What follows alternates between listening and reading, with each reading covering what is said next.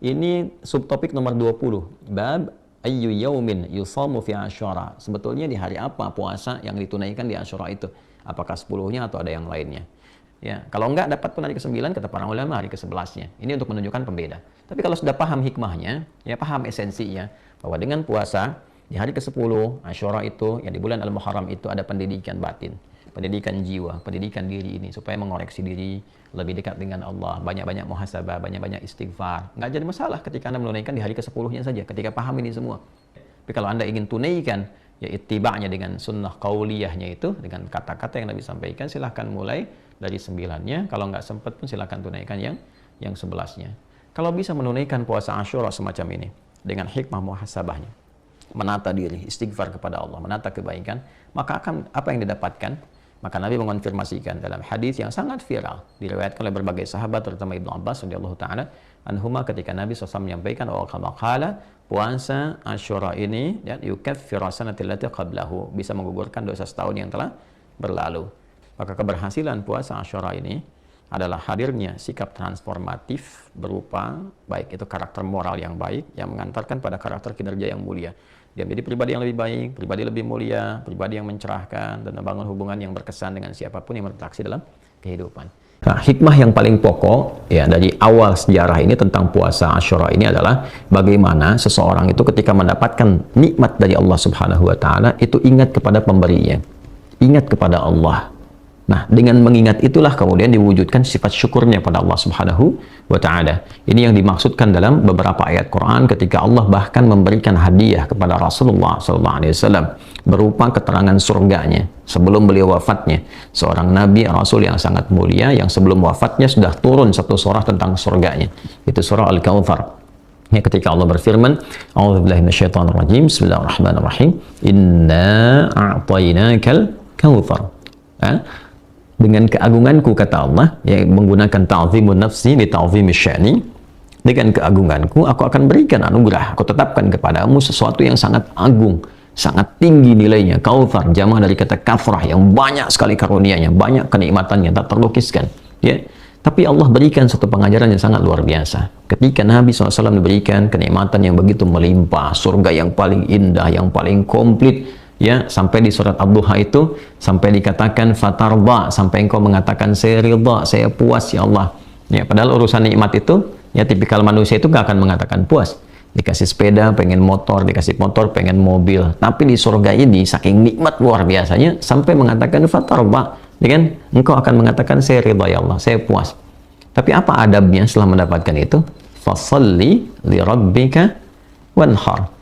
Ya, maka ketika mendapatkan nikmat itu, ya bukan sekedar terima kasih, bersyukur, senang, atau merasa sudah mendapatkan jaminan surga lantas berbuat ya apa saja yang diingini, tidak. Tapi Allah melatih adab di situ. Fasalli, maka salatlah, perbanyaklah konektivitas dengan Allah, tersambung, jangan sampai punya hubungan yang tidak baik. Ya, baik itu secara fisikal, salat kan menggunakan ya ibadah itu menggunakan fisik kan. Ya, wanhar, dan berkurbanlah atau menggunakan ibadah harta. Ya, jadi ketika Allah tambahkan harta, diberikan kenikmatan, syukuri dengan harta itu seperti Allah perintahkan. Ya, ketika Allah berikan kesehatan, koneksikan diri kita dengan Allah ketika Allah berikan nikmat yang begitu berlimpah. Nah, pelajaran di puasa Asyura ini memberikan kesan yang serupa. Ketika Nabi Musa alaihissalam diselamatkan dan kaumnya dari kejaran bahkan ancaman ya eksekusi dari Firaun dan bala tentaranya itu, maka yang pertama dilakukan apa? Ketika diselamatkan, mereka mensyukuri semua nikmat itu dan mengoneksikan itu dengan Allah Subhanahu wa taala. Ya, membangun hubungan baik dengan Allah. Ini pelajaran besarnya. Jadi jangan sampai ada orang juga menunaikan puasa Asyura tapi lupa dengan Allah. Itu poinnya. Ya, berapa banyak Anda yang diberikan kenikmatan harta oleh Allah? Apakah sudah mengingat Allah atau belum? Bagaimana dengan sholatnya yang walaupun tuh nggak usah bayar gitu? Allah sudah kasih Anda rumah yang begitu mewah, mobil yang sangat luar biasa, kehidupan luar biasa. Sampai seringkali Anda bikin konten untuk menunjukkan Anda berhasil ini dan itu, atau Anda tidak bikin pun Anda merasakan kenikmatannya. Tapi bagaimana hubungan Anda dengan Allah yang bahkan tidak menggunakan uang pun kadang-kadang masih malas untuk dilakukan? Maka bertakwalah pada Allah Subhanahu wa taala. Ketika Rasulullah SAW diberikan surga saja, perintah Allah pertamanya apa? Jaga hubungan baikmu dengan Allah, tingkatkan sholatmu. Itu yang menjadikan Nabi bangun malam sampai bengkak kakinya, sampai ketika ditanya oleh Sayyidah Aisyah radhiyallahu taala anha, Kenapa mesti begini ya Rasulullah SAW? Ya, au kama qalat. Maka apa Nabi yang dijawab oleh beliau SAW? Afala akunu abdan syakura. Itu jawaban indahnya. Apa nggak boleh aku menjadi hamba yang bersyukur? Itu kalimatnya. Ya, apa nggak boleh aku menjadi hamba yang bersyukur? Jadi Nabi mengekspresikan ya sifat syukurnya kepada Allah dengan meningkatkan ibadahnya. Sholat nggak bayar, apa nggak boleh ditambah gitu kan? Sementara Allah berikan sesuatu yang bahkan kalau kita kumpulkan amal kita nggak akan sanggup menandingi pemberian Allah itu. Ya nggak akan cukup kalau bukan karena rahmat Allah, itu nggak akan bisa menandingi itu semua. Itu poinnya.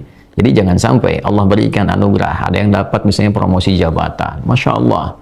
Ya, teman-teman dapat promosi jabatan di birokrasi kah, di institusi kah, di militer kah, TNI, Polri-nya, di birokrasi misalnya dan sebagainya. Nah, ingat, kalau SK-nya bukan dari Allah yang menghendaki, nggak akan jadi itu. Ya kan? Dengan jabatan itu sudah kenal Allah belum? Sudah tersambung belum? Ini poinnya. Jadi bukan sekedar babnya Anda menahan lapar, haus dari mulai subuh sampai dengan datang maghrib. Tidak. Bagaimana ibadahnya meningkat nggak? Minimal sholatnya. Ya kan? Nah ini. Pun demikian dengan diberikan nikmat harta, nikmat pengetahuan. Jaga hubungan dengan Allah. Sholat. Bagaimana baca Qur'annya. Baru kemudian masuk kepada bab hartanya. Bagaimana sedekahnya dan sebagainya. Itu poinnya. Jadi ini dasar pertama kali yang ingin saya sampaikan bahwa ada tradisi-tradisi baik yang diakomodir, tapi pesan moral dan hikmah yang dibawa dari situ adalah bagaimana membangun kedekatan dengan Allah Subhanahu wa Ta'ala. Ini dasar pertamanya ya, sebelum kita bicara ke teknisnya. Jadi saya senang membahas itu lebih runtut, lebih dalam, sehingga kita bisa mendapatkan secara komprehensif pemaknaan dari setiap ibadah yang kita lakukan. Ini poin dasarnya. Kemudian juga di sini ada pesan-pesan yang cukup menarik ya. Ketika ada tradisi-tradisi yang baik, yang punya value baik, tidak bertentangan dengan syariat yang dibawa, yang diperkenalkan dan dicontohkan, serta dituntunkan dalam Islam, maka di situ tidak terpalak untuk dilakukan. Ya, apalagi bila ada nilai-nilai itu yang menguatkan ibadah-ibadah dalam Islam. Ya, contohnya tadi puasa Asyura. Ya, kemudian nanti ada hal-hal yang lain-lain lagi. Ada yang sifatnya pada aspek sosial, ya seperti laqab misalnya kunyah. Kunyah itu Abu ya, Nabi Muhammad SAW itu disebut dengan Abul Qasim. Ya, nanti ada Abu Talib ya dan seterusnya. Kenapa menggunakan Abu? Itu tradisi jahiliyah awalnya. Jahiliyah itu bila ingin menghormati seseorang yang dianugerahi oleh Allah anak pertama. Ya kan? Jadi begitu dia punya anak pertama, maka diselamati oleh orang-orang lain, diberikan takrim, ya memuliakan dengan mengatakan bapak pada anak pertamanya. Misalnya anak pertama Rasulullah SAW Al-Qasim, maka dikenal dengan Abul Qasim. Ya, kemudian juga ada misalnya beberapa yang lain, ada yang disebut dengan Abu Talib misalnya kan, dan turunan-turunan yang lainnya. Itu bukan nama asli, tapi menunjuk pada kunyah pada anak yang pertama. Nah ini sebetulnya bukan dari syariat Islam pada mulanya, tapi ketika itu punya nilai yang baik, sebuah penghormatan yang baik, tradisi yang baik, maka dipertahankan sampai dengan kekinian. Ya, bahkan beberapa kan disebut dengan nama anak pertama atau dilekatkan kadang-kadang pada laki-lakinya. Bahkan pada orang yang berharap menginginkan punya anak, anaknya akan diberi nama si fulan dan dilekatkan nama abunya. Misalnya, saya pengen punya anak Abdurrahman, ya kan? Belum lahir tuh, ya masih dalam kandungan atau misalnya pengen berharap, maka dia lekatkan nama itu untuk menjadi bagian dari kunyahnya Abu Abdurrahman. Itu sebetulnya bukan tradisi yang langsung dari Islam, tapi tradisi yang sudah ada sejak zaman jahiliyah, value-nya dilihat baik, kemudian di situ diakomodir dan diterapkan dalam kehidupan. Dan itu tidak harus menunjukkan menjadi Islami, tidak. Justru menunjukkan kepada sifat-sifat baik yang harus dilestarikan. Jadi jangan kemudian kalau ada kunyahnya Abu Abdurrahman, misalnya Abu Muhammad, Abu Ahmad, ya, dan otomatis harus membawa nama itu dalam kehidupan. Tidak juga. Itu hanya kesan yang ditampilkan untuk penghormatan takrim. Jangan sampai namanya dilekatkan kunyahnya, ya, tapi sifatnya tidak tampil dengan mulia. Nah, itu juga kontradiktif, ya. Harus dikembalikan kepada aspeknya. Ini beberapa pelajaran yang kita dapatkan dulu sebelum masuk kepada intinya.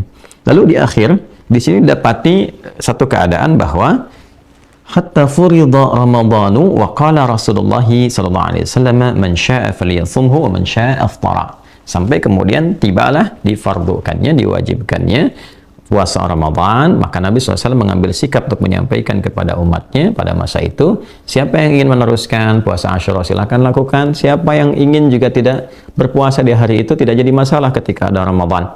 Nah, ini menunjukkan yang pertama aspek hukum bahwa puasa Asyura itu puasa 10 ya di hari ke-10 di bulan Al-Muharram itu hukumnya sunnah. Jadi bukan fardu di sini. Jadi lebih kuat Ramadan dibandingkan dengan al-Muharram. Artinya apa? Kalau dilakukan pun ada kebaikan, ada pahala di dalamnya. Kalau tidak memungkinkan pun untuk mengerjakan itu karena kondisi-kondisi tertentu, ada uzur syar'i misalnya, maka tidak menjadi mengapa.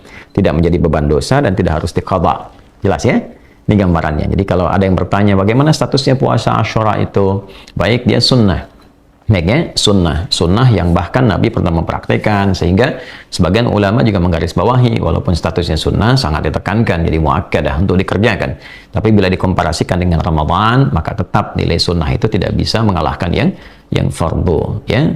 Nah, di sini kenapa dikomparasikan supaya juga umat Islam bisa memosisikan secara proporsional. Ya, ingat ini poinnya, ini hikmahnya seperti ini, pelajarannya demikian. Kalau mampu dikerjakan puasa, silakan puasa. Kalau tak mampu pun karena alasan-alasan fisikal misalnya, alasan medis atau dalam perjalanan yang tidak memungkinkan puasa, tidak harus memaksakan. Yang penting hikmahnya praktekkan. Di hari yang sama kita berlatih untuk membangun hubungan dengan Allah lebih baik, meningkatkan sholat, meningkatkan zikir, meningkatkan sedekah, itu poinnya. Ya, sisi lain ada yang puasa, optimalkan juga hikmahnya tadi. Ya, atau misalnya ada yang puasa tapi tidak mengenal hikmah, jadi yang didapatkan hanya apa? Ya hanya menahan lapar dan haus saja. Pahala insya Allah didapatkan sesuai dengan keikhlasan. Jadi Islam itu ada pahala yang bisa diambil dari konsep pemenuhan rukun dan syarat. Begitu kita tunaikan amalnya, ikhlas kita tunaikan, berusaha sepenuh hati kita tunaikan karena Allah, dapat pahala di sini. Ya, tapi ada yang kedua namanya hikmah. Nah, hikmah ini yang dibawa sebagai tuntunan dalam berkehidupan, pedoman. Ya, jadi wisdomnya apa dari situ? Oh, tadi wisdomnya itu membuat kita lebih baik, terkoneksi dengan Allah, ya, mampu kemudian bisa menjalin hubungan dengan orang-orang sekitarnya dengan mulia, ya, ingat kebaikan, tidak melupakan kebaikan-kebaikan yang telah diberikan, apalagi sama Tuhan. Allah udah kasih banyak kok lupa sama Tuhan, ya kan? Ya, itu poin besarnya. Allah selamatkan Musa, selamatkan kaumnya, maka ingat dengan Allah, dia puasa, dia bangun hubungan baik, dia Allah kasih banyak hal pada hambanya, dikasih oksigen tiap hari gratis, Masya Allah, tiap waktu dikasih ketenangan, kenyamanan, hidup enak, bahkan harta melimpah, nggak ingat sama Allah. Nah, itu problem. Ya, apalagi ada yang kemudian sama sekali melupakan Allah. Nah, itu berbahaya, maka akan terancam ketika pulang, itu problemnya. Inilah teman-teman sekalian di bagian hadis pertama. Sekarang kita akan buka dokumen kedua melalui hadis Muslim.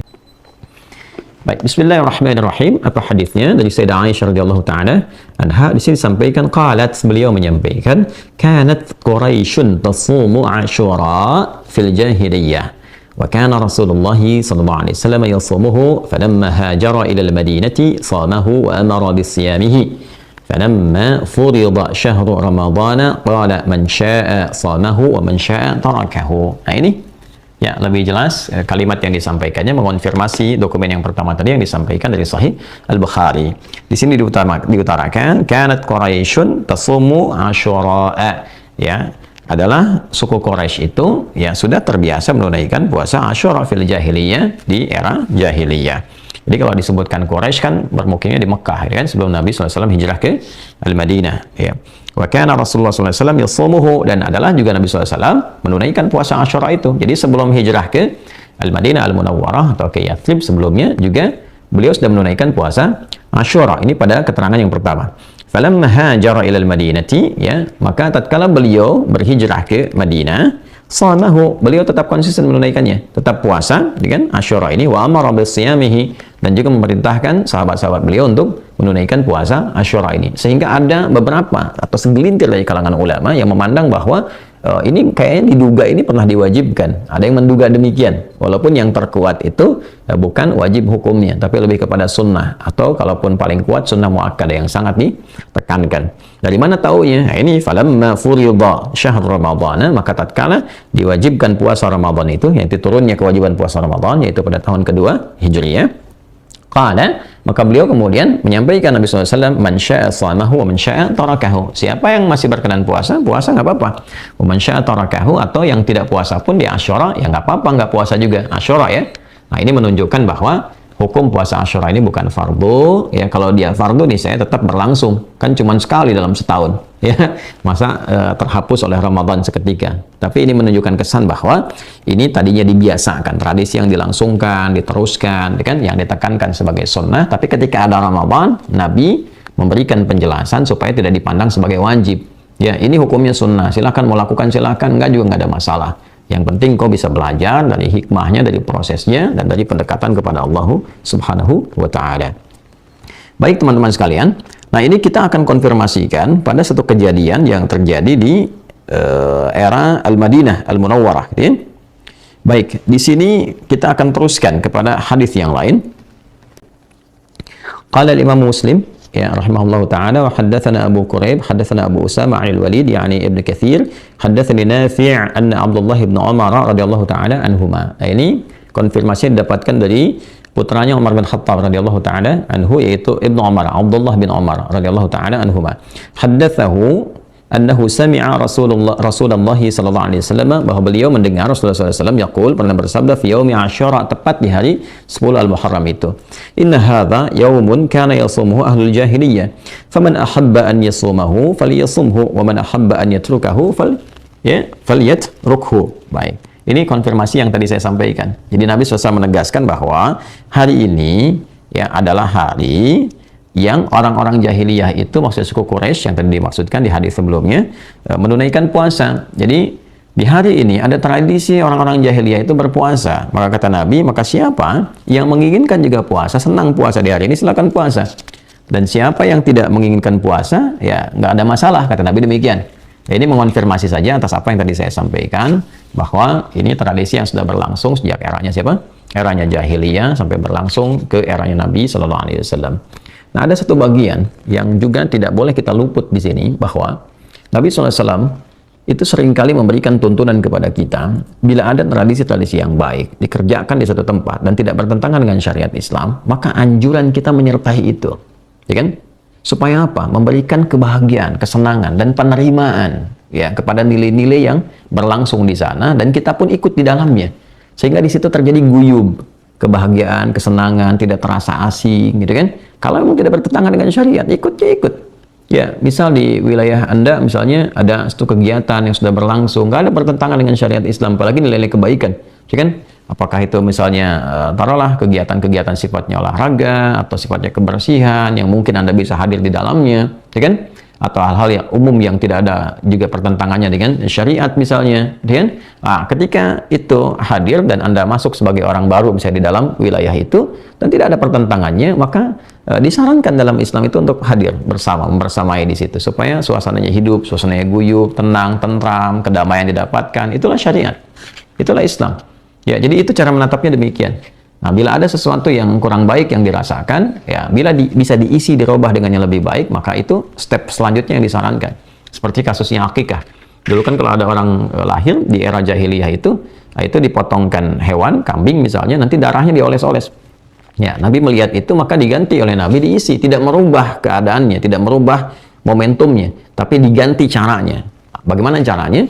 Maka disembelihkan dengan nama Allah, kan, Bismillahirrahmanirrahim, dagingnya dibagi, jadi nggak usah dicoretin lagi. Nabi jelaskan kan, apa faedahnya mencoret-coret ini? Ya, hanya menimbulkan kotoran, mungkin mendatangkan juga penyakit dan sebagainya. Lalu dijelaskan, ya tidak harus menghilangkan kebahagiaannya, potong hewannya, bagikan kemudian kepada masyarakat, kalau bisa dimasakin dan seterusnya, sehingga kebahagiaan yang ditebarkan, ya bukan mendatangkan sesuatu yang kontradiktif.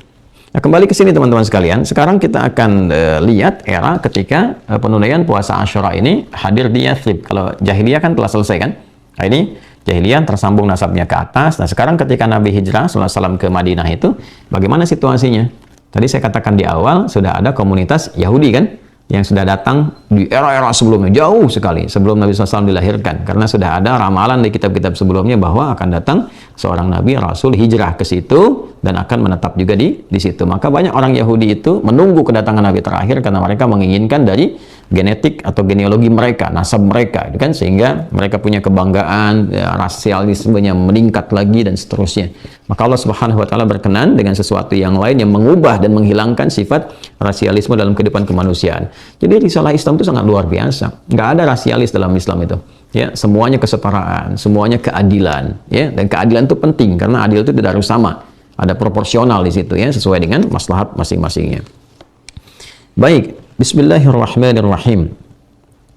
Kita akan sambungkan dulu ke era Yahudi di sini, ya, ketika Nabi SAW masuk ke Madinah. Baik, kita teruskan. Hadisnya ini dari Ibnu Abbas radhiyallahu taala anhuma. di halaman 328, masih di Kitabus Shiyam, topik ke 13 ya.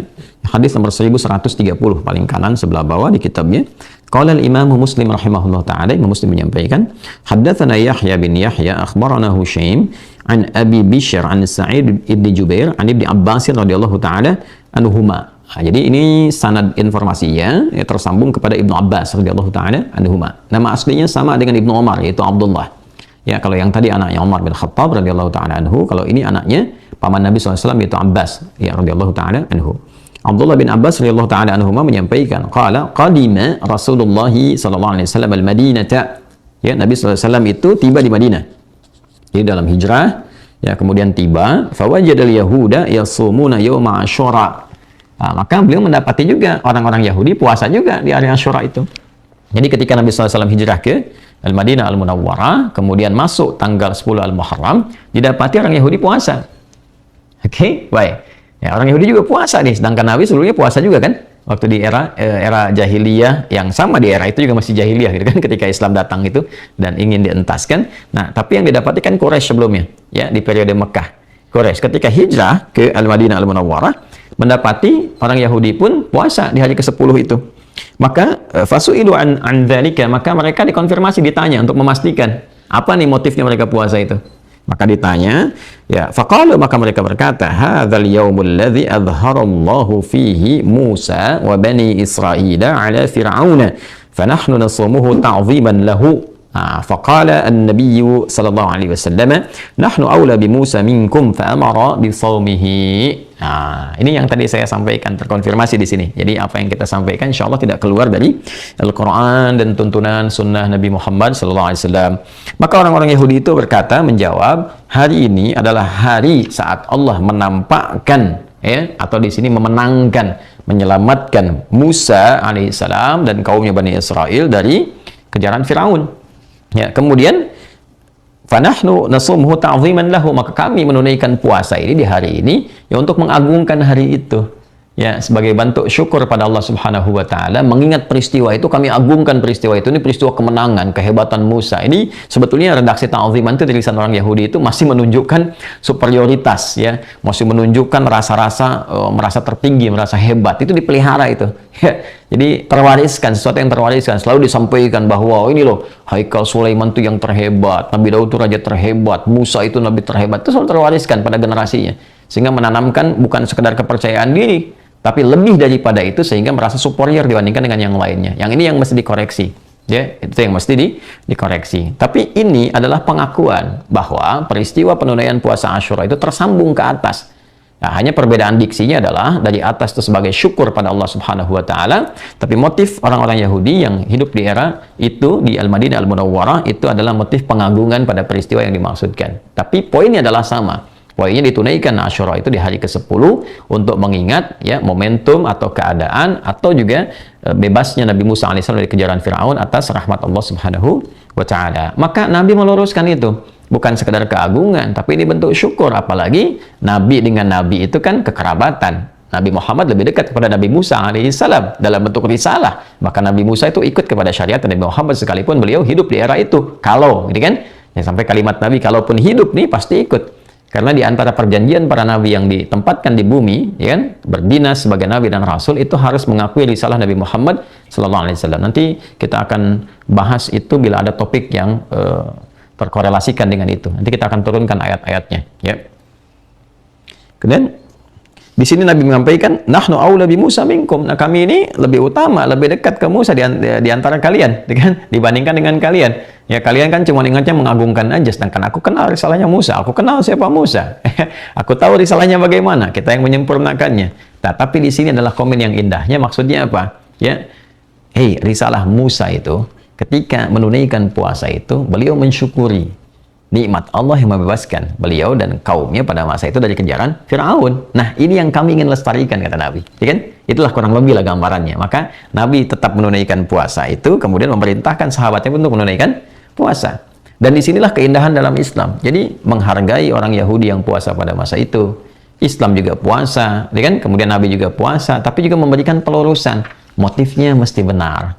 Kan? Motif puasa itu jangan diiringi motif membanggakan diri sebagai yang paling hebat, yang paling agung. Tidak, justru di situ ada motif untuk pendekatan diri kepada Allah, kepada Tuhan, jadi pribadi yang lebih baik. Nah, teman-teman sekalian, di bagian penutupnya di sini, tadi saya uraikan dari periode Mekah kan sampai ke periode Madinah. Lalu di sini ada yang menarik nih, ya, ada yang menarik. Nah, teman-teman, di antara yang menarik itu kita akan coba dapati pada hadis berikutnya. Nah, ternyata orang-orang Yahudi yang berada di Al-Madinah Al-Munawwarah pada era Nabi SAW saat beliau hijrah ke Al-Madinah. Nah, ini saya tekankan dulu bahwa ketika Nabi SAW melihat orang-orang Yahudi itu menunaikan puasa Asyura, lalu kemudian Nabi SAW berkomen seperti apa yang tadi telah kita bahas, wah, kita lebih dekat kepada Musa alaihissalam, motifnya harus benar dan sebagainya. Itu dalam konteks bahwa puasa Ramadan belum diturunkan syariatnya, belum diwajibkan. Ya, karena nanti diwajibkannya pada tahun kedua hijrah. Jadi urutannya dari Mekah Nabi ya, mendapati suku Quraisy sudah puasa, Nabi pun puasa. Kemudian dengan penjelasan telah diuraikan. Lalu setelah itu hijrah ke Yathrib atau Al-Madinah dengan Al-Munawwarah, mendapati juga Yahudi puasa di hari yang sama, di bulan yang sama, ya, yaitu di 10 Al-Muharram atau di momentum Asyura. Maka dikonfirmasikan kepada mereka, mendapati jawaban, dan tadi telah saya uraikan penjelasannya. Dan di waktu itu belum masuk kepada tahun 2 Hijriah. Ya, saat puasa Ramadan itu diwajibkan. Nanti ketika masuk bulan Sya'ban, ya, kemudian puasa Ramadan juga sudah diwajibkan, maka saatlah Nabi SAW memberikan komentar siapa yang sudah menunaikan puasa Ramadan ini, atau sudah masuk di bulan Ramadan, atau sudah berlaku kewajiban Ramadan di tahun itu, maka puasa Asyura itu menjadi pilihan. Mau dilakukan silahkan, tidak juga nggak ada masalah. Yang penting hikmahnya didapatkan dengan sempurna dan bisa diimplementasikan dalam kehidupan. Nah, kita masuk pada aspek yang sangat menarik di sini. Nah, ternyata orang-orang Yahudi itu yang berada di Madinah bukan sekedar menunaikan puasa Asyura, tapi juga memosisikan, menempatkan hari itu sebagai satu di antara hari raya mereka. Ya, yang saat itu mereka memakai pakaian-pakaian bagus, perempuannya pakai perhiasan dan sebagainya untuk mengenang masa pengagungan. Jadi mereka menggambarkan keagungan dimaksud itu bukan sekedar ditunaikan dalam bentuk puasa secara spiritual, tapi juga ditampakkan.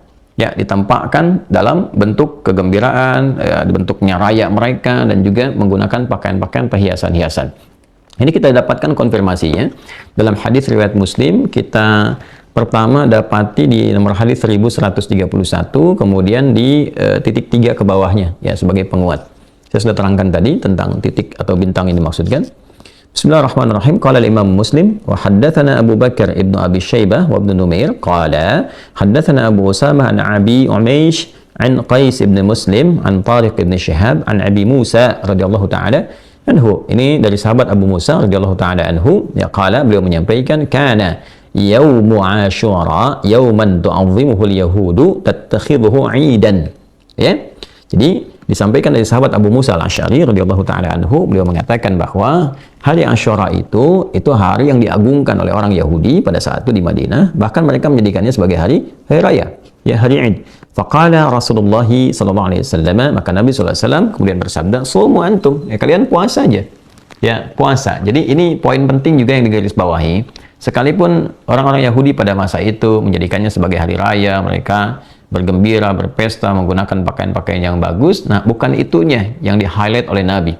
Bukan poin itunya, tapi poin ibadahnya.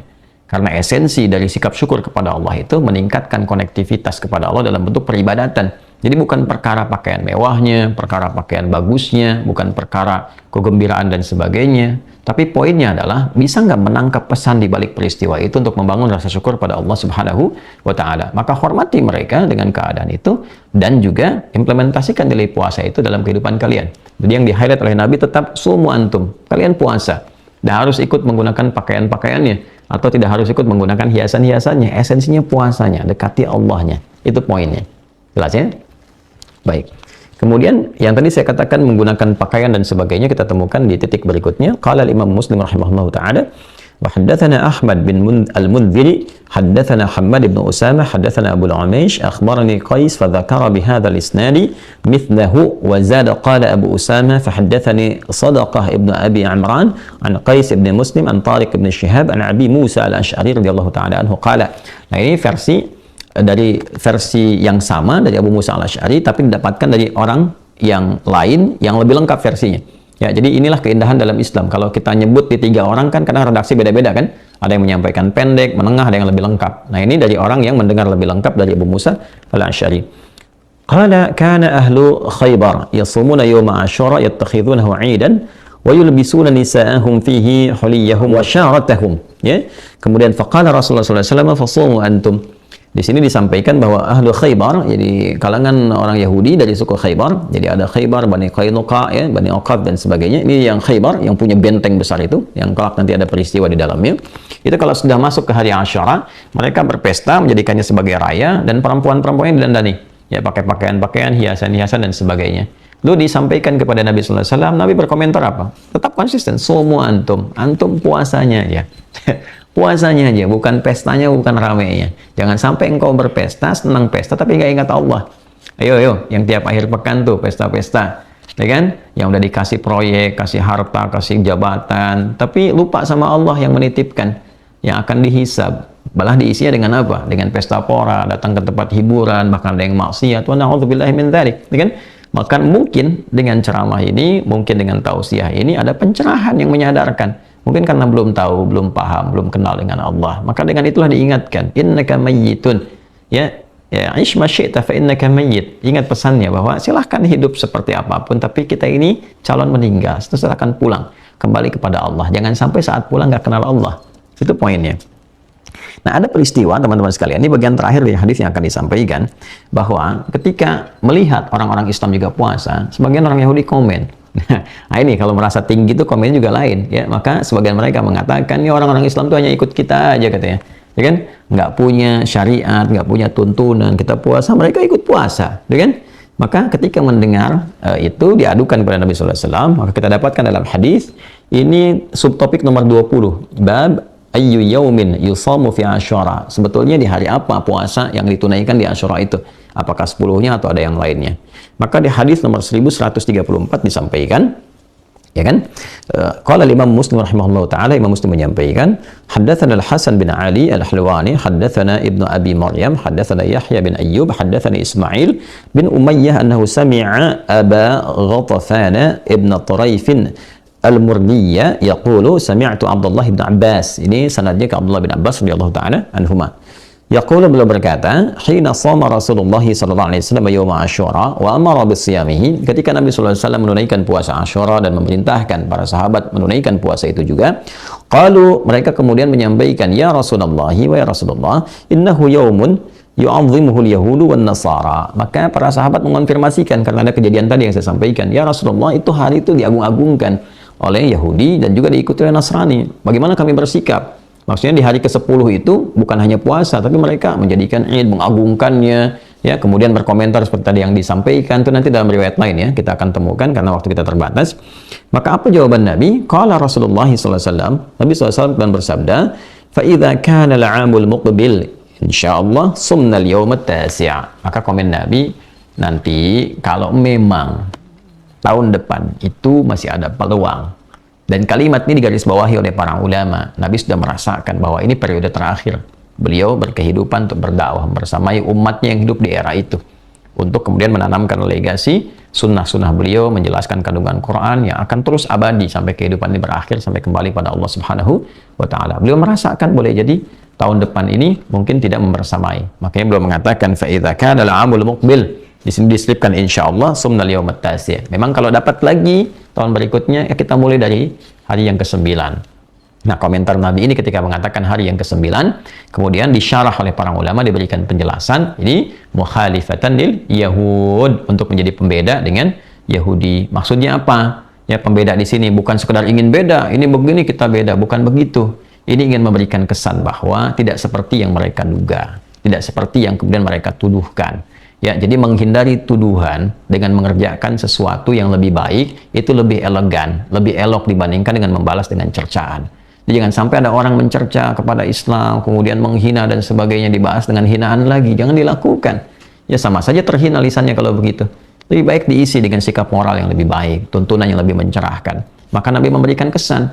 Ya sudah, kalau mereka memang agungkan dan menduga bahwa kita cuma ikut-ikut, tunjukkan kepada mereka bahwa tidak seperti itu. Ya. Dah kita tunaikan dari hari ke-9-nya. 9 kemudian 10.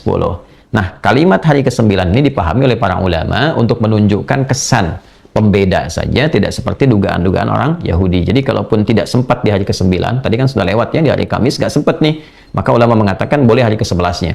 Jadi 10 dengan 11. Intinya di 10-nya, ya kan? Kemudian yang 9 bisa ditunaikan, 11 pun kemudian bisa dilakukan. Boleh nggak 9, 10, 11? Boleh. Silakan saja. Tadi Kamis sudah, kemudian hari ke-10-nya ya di hari Jumat, esok hari kita akan jalani, silakan puasa, itu intinya, Asyuranya. Kemudian yang ke-11-nya yaitu di hari Sabtunya. Jadi intinya itu adalah bagaimana membangun kesan yang baik dalam kehidupan. Ya, tidak melarutkan dalam perbuatan maksiat, mencela orang lain, menghidupkan keburukan, bukan. Jadi bukan asal beda di sini poinnya, ya. Itu poinnya. Jadi kan ada dasar di situ, mereka mengagungkan, menghebat-hebatkan, lalu menganggap kita ikut-ikutan. Nah, kita tunjukkan kepada mereka kita tidak seperti itu. Poinnya bukan gembiranya, poinnya bukan apa? Ya, bukan hura-huranya, bukan pesta poranya, bukan pakaian mewahnya, bukan. Tunjukkan kepada mereka kita beda. Poinnya adalah ketersambungan dengan Allah, syukurnya, nilai kebaikannya. Maka kita kerjakan di hari sebelumnya supaya juga mereka tidak menduga kita seperti apa yang mereka gambarkan. Hari ke-9. Ya, kalau enggak dapat pun hari ke-9 kata para ulama hari ke-11-nya. Ini untuk menunjukkan pembeda. Tapi kalau sudah paham hikmahnya, ya paham esensinya bahwa dengan puasa di hari ke-10 Asyura itu, ya di bulan Al-Muharram itu ada pendidikan batin, pendidikan jiwa, pendidikan diri ini supaya mengoreksi diri, lebih dekat dengan Allah, banyak-banyak muhasabah, banyak-banyak istighfar. Nggak jadi masalah ketika Anda menunaikan di hari ke-10-nya saja, ketika paham ini semua. Ya, tapi kalau Anda ingin tunaikan, ya ittiba'nya dengan sunnah qauliyahnya itu, dengan kata-kata yang Nabi sampaikan, silahkan mulai dari 9-nya. Kalau nggak sempat pun silahkan tunaikan yang 11-nya. Kalau bisa menunaikan puasa Asyura semacam ini, dengan hikmah muhasabahnya, menata diri, istighfar kepada Allah, menata kebaikan, maka akan apa yang didapatkan? Maka Nabi mengonfirmasikan dalam hadis yang sangat viral, diriwayatkan oleh berbagai sahabat, terutama Ibnu Abbas radhiyallahu taala anhuma, ketika Nabi SAW menyampaikan qala puasa Asyura ini dan yukaffiru sanata allati qablahu, bisa menggugurkan dosa setahun yang telah berlalu. Ya, setahun ini tentunya kalau diistighfari, banyak dimuhasabahi, ya. Apalagi kalau kita mencoba untuk melampaui itu semua ke belakang, dari sejak balik ingat lagi bagaimana hubungan dengan Allah, salatnya, baca Qur'annya, kemudian juga yang lain-lainnya, hubungan dengan manusia, dengan orang tua, dengan kerabat dan sebagainya. Kemudian kita koreksi diri di situ untuk mendekatkan diri kepada Allah, berniat membangun kebaikan. Maka ini yang menjadikan diri kita lebih baik. Maka keberhasilan puasa Asyura ini adalah hadirnya sikap transformatif berupa baik itu karakter moral yang baik yang mengantarkan pada karakter kinerja yang mulia. Dia menjadi pribadi yang lebih baik, pribadi lebih mulia, pribadi yang mencerahkan, dan membangun hubungan yang berkesan dengan siapapun yang berinteraksi dalam kehidupan. Itulah teman-teman tentang puasa Asyura. Kali ini edisi spesial, kita hanya akan berhenti di saat ini saja, dan sudah akan tiba waktu Isya. Semoga Allah Subhanahu wa Ta'ala merahmati kita, mempersamai kita dalam kebaikan, menuntun kita sampai husnul khatimah dalam keadaan yang baik, dan memberi kesempatan untuk menunaikan puasa Asyura ini dengan segala hikmah yang bisa kita implementasikan sebagai hamba Allah yang baik dalam kehidupan.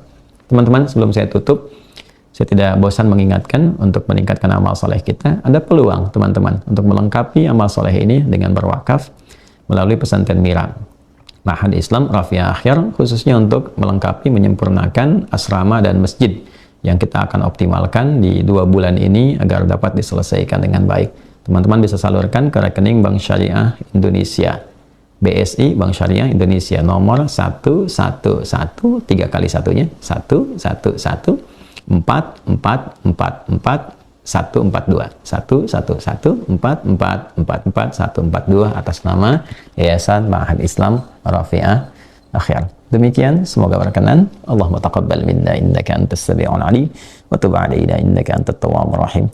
Allahumma barik lana fi umurina wa fi amrina waj'alna min ibadika salihin waj'al baqiyata hayatina hayatan thayyibah wa akhir wafatina husnul khatimah. Wa sallallahu ala nabiyyina Muhammad wa ala alihi wa sahbihi ajma'in. Wa akhiru da'wana subhanakallahumma wa bihamdika nashhadu an la ilaha illa anta nastaghfiruka wa natubu ilaik. Alhamdulillahirabbil alamin. Assalamualaikum warahmatullahi wabarakatuh.